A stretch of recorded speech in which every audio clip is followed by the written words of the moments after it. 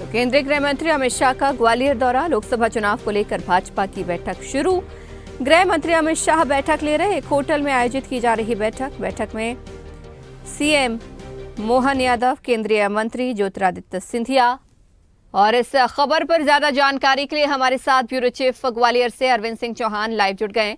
अरविंद जी, आज ग्वालियर पहुंचे केंद्रीय गृह मंत्री अमित शाह, बैठकों का दौर जारी है, क्या कुछ खास? और साफ तौर पर देखेंगे संचिता, ग्वालियर अंचल में 4 लोकसभा सीट है और पूरे प्रदेश में 29 है। 2019 में 29 में से 28 सीटें भारतीय जनता पार्टी ने जीती और 1 सीट रह गई थी। लेकिन इस बार का जो नारा है भारतीय जनता पार्टी का 29 वर्सेस 29, मतलब पूरी सीट उन्हें जीतना है। उसी को लेकर कहीं ना कहीं बड़ा मंथन आज ग्वालियर में किया जा रहा है। ग्वालियर के एक निजी होटल में ये पूरी बैठक आयोजित की गई है, जिसमें क्लस्टर प्रभारियों सहित वर्तमान विधायक, पूर्व विधायक, वर्तमान सांसद, पूर्व सांसद सहित सभी प्रभारियों को बुलाया गया है और साफ तौर पर दिशा निर्देश जारी किए जाएंगे कि जो 2019 में 1 सीट रह गई थी उस पर तो जीतना है और भारी अंतर से इस बार जो जीत है वो सुनिश्चित कराई जाए। क्योंकि 2018 में जिस तरीके से विधानसभा सीट में कम सीटें आई थी और 2023 में विधानसभा का पूरा जो जिम्मा है अमित शाह ने अपने हाथों में लिया था। यही वजह है कि बम्पर तरीके से भारतीय जनता पार्टी ने जीत हासिल की है और उसी जीत से उत्साहित भारतीय जनता पार्टी चाह रही है कि इस बार फिर 29 में से 29 सीटें पूरी लोकसभा की आए और यही वजह है कि ये काफ़ी बड़ी बैठक यहाँ पर की जा रही है और बैठक में ये निर्णय लिया जाएगा कि ये पूरा जो 29 वर्सेस 29 का खेल है वो कैसे अपने पक्ष में किया जाए। यही कारण है आज की काफ़ी अहम बैठक यहाँ मानी जा रही है, जिसमें ज्योतिरादित्य सिंधिया, प्रद्युम्न सिंह तोमर, महेंद्र सिंह सिसोदिया सहित काफ़ी जो दिग्गज हैं, जयवंत सिंह पवैया जैसे बड़े नेता हैं, वो इस बैठक में शामिल हुए हैं और बैठक अभी चल रही है। लगभग 1 घंटे बाद ये बैठक खत्म होगी। इसके बाद अमित शाह खजुराहो के लिए रवाना हो जाएंगे। तो ये विशेष तौर पर माना जा रहा है कि ग्वालियर से बैठकों का दौर यहाँ पर शुरू हो गया है। और एक चीज़ यहाँ पर और भी है, अमित शाह का जो रवैया है, जो उनका स्वभाव है वो थोड़ा सख्त है। क्योंकि 2018 में जब बैठक यहाँ की गई थी, विधानसभा चुनाव थे, तो कुछ लोग रूठे हुए थे। उनके लिए अमित शाह ने साफ तौर पर कहा था कि ये ऐसे फूफाओं को पार्टी से बेदखल कर दिया जाए या वो अपने घर बैठ जाए।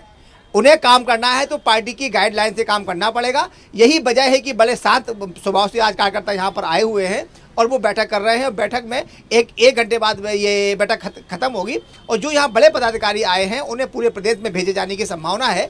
और साफ तौर पर देखा जा रहा है, जिनका जहाँ पर प्रभाव है, चाहे वो जाति समीकरण हो, चाहे वो क्षेत्रीय समीकरण हो, चाहे वो किसी प्रकार के कोई समीकरण हो, जहाँ वो फिट बैठता है उसी वही लगाया जाएगा।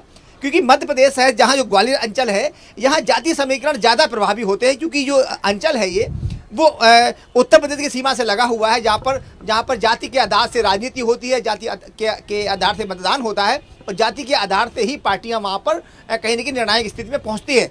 यही वजह रही है कि ग्वालियर अंचल को चुना गया है, क्योंकि यहाँ जाति समीकरण ज़्यादा फैलते हैं। जाति के साथ साथ यहाँ पर सामाजिक ताना माना भी थोड़ा सा अलग है और चंबल अंचल में कहीं ना कहीं जाति को देखकर ही यहाँ मतदान किया जाता है और जाति फैक्टर ज़्यादा काफ़ी होता है। यही वजह है कि यहीं से संक्रांत किया जा रहा है। इसके बाद कुछ ही देर बाद यहाँ से वो अमित शाह खजुराहो के लिए रवाना हो जाएंगे। बैठक के बाद ही खुलकर सामने आ पाएगा कि अमित शाह क्या दिशा निर्देश देकर गए हैं। जो संभावना व्यक्त की जा रही है वो ये है कि पूरे प्रदेश में यहाँ से जो पदाधिकारी हैं, जिनका जहाँ पर वर्चस्व है, जहाँ उनका कह सकते हैं जहाँ उनका प्रभाव है यहाँ के पदाधिकारियों का, वहाँ भेजने की संभावना बन रही है। जी अरविंद जी, वही ये भी समझना चाहूंगी, देखिए बीजेपी की मजबूत स्थिति को देखकर तमाम विपक्षी दलों ने गठबंधन किया हुआ है, चाहे हम बात करें सपा की, कांग्रेस की या फिर आम आदमी पार्टी की। तीनों गठबंधन के जरिए चुनाव में मैदान में उतरेंगी।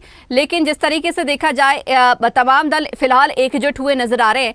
क्या इस पर भी रणनीति तैयार हो सकती है? देखिए, जातीय समीकरण तो ग्वालियर अंचल में है, लेकिन मध्य प्रदेश में भी देखा जाए तो ये हमें गठबंधन देखने को मिलेगा विपक्षी दलों का। तो इसके लिए भी कोई रणनीति तैयार करेगी बीजेपी?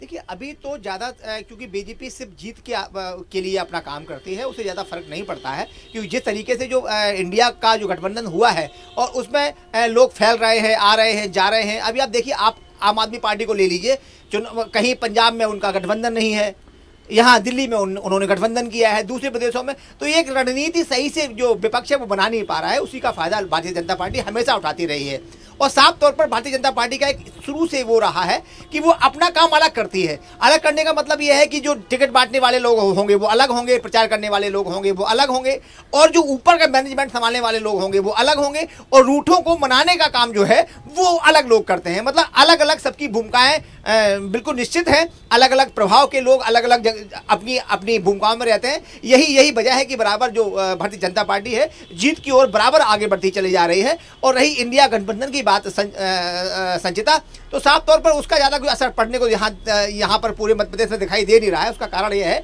कि सिर्फ एक सीट है खजुराहो वाली, जहाँ पर कांग्रेस ने समाजवादी पार्टी को दिया है।